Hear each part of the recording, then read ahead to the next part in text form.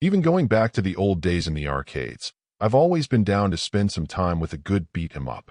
The mix of quick action, some cool animations, and the challenge of staying alive long enough to get that next health pickup has always done it for me. As is the case with any other genre, though, putting together all of the pieces of what makes for a great game can be a challenge. And even if you get many areas right, there's no guarantee of success if the experience just doesn't quite feel right. That's where I find myself falling with Bunny Battle Nemesis, a beat-em-up that actually has a fair amount of personality and can, at times, be fun.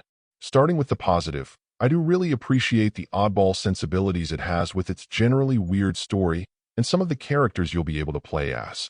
The developers obviously have a pretty good sense of humor, and that comes through in things like playing as what appears to be an unassuming bunny who is apparently just a vessel for what appears to be a demon rabbit of sorts.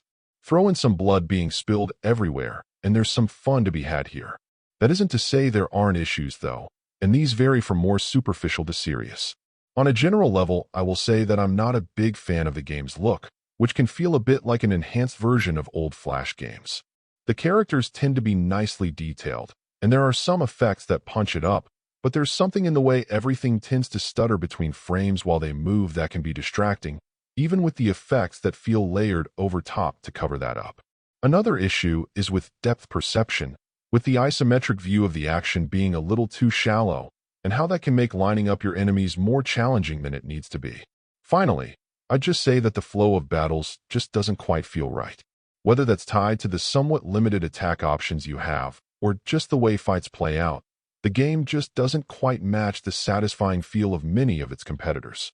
That leaves you with a brawler that has personality and potential, but just doesn't quite come together.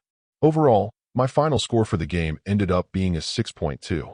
And if you're interested in picking it up, it's currently available on the Switch eShop for $9.99. Thank you for taking the time to listen to this review.